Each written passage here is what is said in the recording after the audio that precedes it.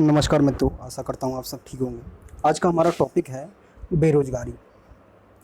बेरोजगारी एक सबसे बड़ी समस्या बन गई है आज भारत की। आज हम देखें, अगर कोविड-19 से पहले तो 43 साल के निचले स्तर पर बेरोजगारी थी, और अगर हम वर्तमान में बात करें तो जो बेरोजगारी है उसका जो स्तर है वो और ज़्यादा बढ़ गया है। अगर कोविड-19 से पहले हम देखें तो 23% हमारे यहाँ गरीब थे। आज जो निम्न मध्यम वर्ग है या जो मध्यम वर्ग है वो भी इस गरीबी के स्तर में शामिल हो गया। आज 50% तक जो गरीबी का जो स्तर है वो हमारे यहाँ पहुँच चुका है। हमारे यहाँ हम देखते हैं, चाहे वो एमपी हो, चाहे देश के अन्य एग्जाम हो, चाहे वो एनटीपीसी हो, चाहे वो रेलवे हो, बैंकिंग हो, इनमें जो है वैकेंसियाँ नहीं आ रही। वैकेंसी आ भी रही हैं तो वो बहुत लेट आ रही हैं, उनका रिजल्ट नहीं आ रहा है। इन संबंध में इसके साथ में जो वैकेंसियाँ हैं वो आज आधे से भी कम कर दी गई हैं।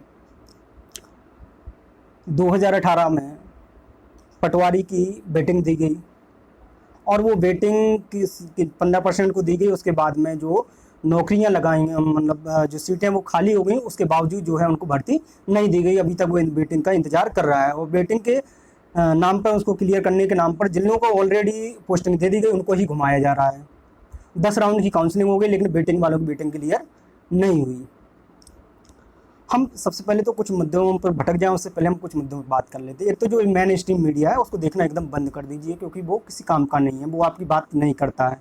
वो आपके ही व्यू से जो पैसे कमाता है, लेकिन वो आपकी ही बात नहीं करता, तो उसको देखना बंद कर दीजिए। दूसरा, यदि नेता आपके यहाँ आते हैं, अभी जो चुनाव है एमपी में या अन्य जगह भी जो दूसरे राज्य में चुनाव है, वो आते हैं, उन्होंने जो पुराने वादे किए हैं उनको पूरा जब तक नहीं कर देता, आप बिल्कुल वोट देने मत जाइए।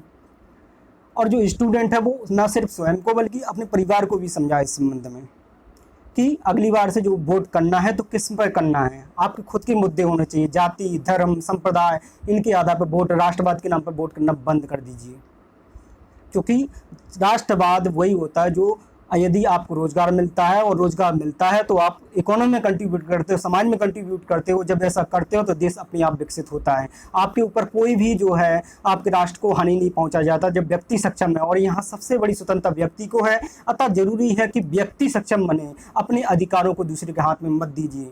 आप दूसरों को अपने आप को चलाने को मत दीजिए कि दूसरा आपको चलाए। जितने भी जो संवैधानिक पदों पर बैठे हैं, जो प्रशासनिक पदों पर बैठे हैं, वो आपके सेवक हैं। उनका दायित्व है कि वो आपके लिए सेवा करें, वो आपके शोषक ना बन जाएं। इस चीज़ का ध्यान रखना होगा। और ये आप कहेंगे, ये जरूरी है। यदि आज आप नहीं जागे तो आने वाली पीढ़ियां भी आपके इन कृत्यों को भुगतेंगी कि आप जागरूक नहीं थे, इसलिए आज हमको भी वही चीज़ भोगना पड़ रही है। तो आप कैसा भविष्य देना चाहते हैं अपनी नेक्स्ट जनरेशन को, ये आपके ऊपर डिपेंड है। मैं कुछ पंक्तियों के माध्यम से स्टार्ट करता हूँ कि अंबेडकर तेरे देश में नेताओं के मन में चोर, जनता त्राही माम कर रही, नेता कहें राष्ट्रद्रोह।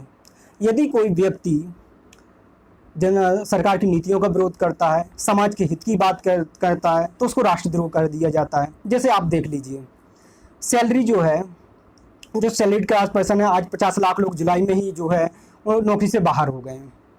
इसके अलावा जो गवर्नमेंट जॉब में उनको वॉलंटरी रिटायरमेंट दिया जा रहा है, कुछ को फोर्सफुली रिटायरमेंट दिया जा रहा है, कुछ को कह दिया जा रहा है एडमिनिस्ट्रेशन के नाम पर कि ये सक्षम नहीं रह गए। भैया, आप राजनीति में भी तो तय करो। आपने तो पूरे देश को ऐसे स्थिति में लाके खड़ा कर दिया, तो फिर आपकी अकाउंटेबिलिटी कैसे तय होगी? आपकी कैपेबिलिटी में कहीं ना कहीं कमी, तो आपको तो पूरी तरीके से इस्तीफा दे देना चाहिए। तो जरूरी है इन बात समझना, क्योंकि ये सिर्फ आपका नहीं कि आपको रोजगार नहीं मिल रहा है, आप परेशान हो। आपके घर में जो एक परिवार, एक सदस्य पूरा परिवार टिका है, उसकी नौकरी भी खतरे में है आज, क्योंकि प्राइवेटाइजेशन इस तरीके से इतनी स्पीड से किया जा रहा है। उसका लाभ सिर्फ कुछ ही % को हो रहा है। जैसे यदि आप देखें तो सरकारी डाटा के हिसाब से भी देखें तो 10% लोगों के पास में आपकी 55% जो देश की टोटल जीडीपी का जो इनकम है वो उनके पास में संग्रहित हो गई है। और ऑक्सफोम की रिपोर्ट देखें तो वो तो और ज़्यादा भयानक आंकड़े हैं। लगभग 70 से 75% जो है मात्र 10% के पास में संग्रहित हो गया है। अब आप देख लीजिए कि आप किसके लिए, सिर्फ 20 से 25% के लिए 90%, मतलब 115 से 20 करोड़ लोग सिर्फ किसके लिए, सिर्फ जो आपका 30% या 35% जो बचा हुआ है उसके लिए संघर्ष कर रहे हैं, उन संसाधनों के लिए। बल्कि सबकी आवश्यकताएं समान है, सबकी आवश्यकताएं समान है, उस संसाधनों का वितरण भी समान होना चाहिए, लेकिन वैसा नहीं हो पाया। हमने आर्थिक न्याय, हमने सामाजिक न्याय की बात की, हमने राजनीतिक न्याय की बात, लेकिन उसकी प्राप्ति के लिए कोई प्रयास नहीं है। तो आपको तय करना हो कि आप क्या चाहते हैं। आपको जॉब तब मिलेगी जब आप बन जाएंगे, जनता बन जाएगी। आपको सवाल करना पड़ेगा। सवाल नहीं करेंगे तो ये आपको धर्म के नाम पर, राष्ट्रवाद के नाम पर आपको इस तरीके से मैनिपुलेट करते रहेंगे। और बेरोजगार, कभी आरक्षण के नाम पर आपको आरक्षण दे दें, ठीक है, 10% दे दिया, ठीक है, उसके बाद में वैकेंसी आई क्या? नहीं आई। आपका ही जो हिस्सा था वैकेंसियों को आधा कर दिया, उसमें से ही आपको काट के दे दिया, उसका लाभ क्या हुआ? वैकेंसी बढ़ी। मेन डिमांड ये है कि वैकेंसी बढ़ाओ, तब तो आपको उस चीज़ का लाभ मिलेगा। लाभ कब मिलेगा? जब वैकेंसी आएंगी ना, तभी ना लाभ मिलेगा। सिर्फ ये कह देने से कि हम नया एम्बोल आ रहे हैं, कि नई प्रोसेसर आ रहे हैं एग्जाम के लिए, कभी नीट, कभी जेई, कभी सेट, इनको लाके जो है लोगों को मैनिपुलेट किया जा रहा। आज हम सिर्फ कोविड-19 क्राइसिस से नहीं गुजर रहे हैं, उसके साथ में इकोनॉमिक स्ट्राइक हो गई अपने देश पर एक तरीके से, हम उससे भी गुजर रहे हैं, हम फूड क्राइसिस से गुजर रहे हैं, हम स्वास्थ्य क्राइसिस से गुजर रहे हैं। कौन जिम्मेदार है इन सब के लिए? बेरोजगारी इस चरम स्तर पर, जब बेरोजगार होगा व्यक्ति तो गरीबी, ऑटोमेटिक फूड इनसिक्योरिटी होगी। बेरोजगारी है तो उसके साथ में स्वास्थ्य भी वो अवेलेबल नहीं करा पाएगा, तो उसकी आने वाली जनरेशन भी क्या होगी? वो भी उसी अवस्था में रहेगी। तो ये गरीब हमेशा गरीब क्यों रहता? क्योंकि वो उसी चक्र में घूमता रहता। हमारे जो बेरोजगारी वो संस्थागत है, वो चक्रीय नहीं है अमेरिका जैसे कि कुछ समय बाद स्लो डाउन आया, उसके बाद में उभर जाएंगे और वापस से लोगों को रोजगार पर लग जाएंगे। यहाँ बेरोजगार होता व्यक्ति, उसके लिए कोई रोजगार भत्ता नहीं है, वो लास्ट टाइम तक अपने परिवार पर डिपेंड है। एक ही मीडिया में एक ही चीज़ चलाई जा रही है, सुशांत सिंह, कहीं ये तो कहीं वो। इतने लोग बेरोजगार लोग डेली आत्महत्या कर रहे हैं, इतने किसान आत्महत्या कर रहे हैं, इतने लोग भूख से मर जा रहे हैं, हमारे इतने लोग स्वास्थ्य सेवाएं अवेलेबल ना होने के कारण मर जा रहे हैं। उनके बारे में बात करने वाला कोई नहीं है। मेरा सहयोग पूरी तरीके से, क्योंकि मैं वहाँ पर मैन जो है अपन प्रदर्शन नहीं कर सकते, वहाँ पर जाके जो लोग सहयोग कर रहे हैं वहाँ पर प्रदर्शन कल का जाके जिन्होंने किया उनको ऊपर लाठीचार्ज भी हुआ, मेरा उनको समर्थन है। मैं अपने तरीके से जो भी कर सकता हूँ मैं उनको बिल्कुल समर्थन करना चाहूँ। और आप लोगों से भी मेरा रिक्वेस्ट है कि आपके पास में जो भी माध्यम है, चाहे वो व्हाट्सअप हो, फेसबुक हो, किसी भी माध्यम से, सरकार की जो वेबसाइट है वहाँ पर जाके आप अपनी बातों को रखें, अपने विरोध को रखें, रोजगार आए उसके लिए बात रखें वहाँ पर, क्योंकि परिवर्तन लाना होगा। ये व्यवस्था बार बार इस तरीके का लैप्स होता है और बार बार हम मांग रखें। क्यों रखें? ये हमारा अधिकार है, ये सरकार का दायित्व है कि वो उसको उपलब्ध करवाए। और स्टूडेंट ही है जो परिवर्तन लाता है। उन आप इमरजेंसी के टाइम पे देखिए, जयप्रकाश नारायण, उस समय किसने? स्टूडेंट ने किया था आंदोलन। जयप्रकाश नारायण ने उनको समर्थन किया था, और वो जाके एक, जब Indira is India, India is Indira कहा जाता था, उसको भी क्राइसिस आ गया, उसको वो सरकार भी उखाड़ फेंकी गई।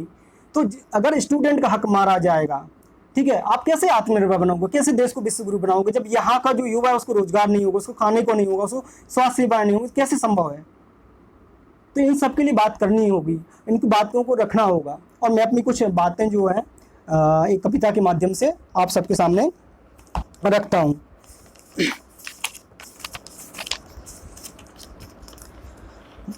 मैंने लिखा है, कोरोना के समय में जिस तरीके के क्राइसिस देखने को मिल रहे हैं उससे पहले भी ये थे, और एक अवसर के रूप में सरकार यहाँ से या तो इन सब समस्याओं का समाधान करके हीरो बन जाए, या फिर एक विलन के रूप में साबित हो सकती है। तो इस सरकार के ऊपर डिपेंड है वो क्या करना चाहती है। तो उसी संबंध में मैंने एक कविता लिखी है। मोदी जी कुछ तो कहो, मोदी जी कुछ तो करो ना, शिवराज जी कुछ तो करो ना, अभी के लिए ना सही भविष्य के लिए ही सही कुछ तो करो ना। भूखे की भूख मिटाने के लिए, प्यासी की प्यास बुझाने के लिए, किसान की मेहनत का उचित फल दिलाने के लिए, बेरोजगारों को रोजगार दिलाने के लिए, मोदी जी शिवराज जी कुछ तो करो ना। सामाजिक सद्भाव लाने के लिए, सांप्रदायिकता मिटाने के लिए, जाति प्रथा हटाने के लिए, महिलाओं को समानता का अधिकार दिलाने के लिए, मोदी जी शिवराज जी कुछ तो करो ना। आर्थिक असमानता में कमी लाने के लिए, लाभार्थियों की सही पहचान कराने के लिए, भ्रष्टाचार की होली और राजनीतिक अपराधीकरण की सूली भ्रष्टाचार की होली और राजनीतिक अपराधीकरण को सूली पर चढ़ाने के लिए, मोदी जी शिवराज जी कुछ तो करो ना। मीडिया को अहिंसक, आत्मिक और नैतिक बनाने के लिए, समाज में जागरूकता और जनसहभागिता बढ़ाने के लिए, प्रशासन में पारदर्शिता लाने के लिए, भारत को विश्वगुरु बनाने के लिए, मोदी जी शिवराज जी कुछ तो करो ना। स्वास्थ्य को मौलिक अधिकार बनाने के लिए, शिक्षा का स्तर ऊंचा उठाने के लिए, भोजन तक पहुंच बनाने के लिए, वंचितों को सम्मान दिलाने के लिए, मोदी जी शिवराज जी कुछ तो करो ना। नदियों को मृत होने से बचाने के लिए, जैविक खेती को बढ़ाने के लिए, पर्यावरण को स्वच्छ बनाने के लिए, जीवों को शिकार से बचाने के लिए, मोदी जी शिवराज जी कुछ तो करो ना। राजनीतिक चेतना जगाने के लिए, कल्याणकारी राज्य बनाने के लिए, राष्ट्र को नैतिक बनाने के लिए, वसुधैव कुटुंबकम की भावना जगाने के लिए, मोदी जी शिवराज जी कुछ तो करो ना।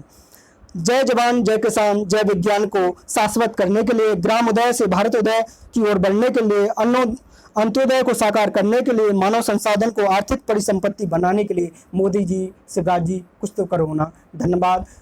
आपसे मेरा निवेदन है कि जो स्टूडेंट अभी स्ट्राइक कर रहे हैं कि रोज़गार मिले उनको, वैकेंसियाँ आएँ, आप उसको अधिक से अधिक शेयर करें, उसको अधिक से अधिक डिमांड करें, अधिक से अधिक उसमें सहयोग करें। धन्यवाद।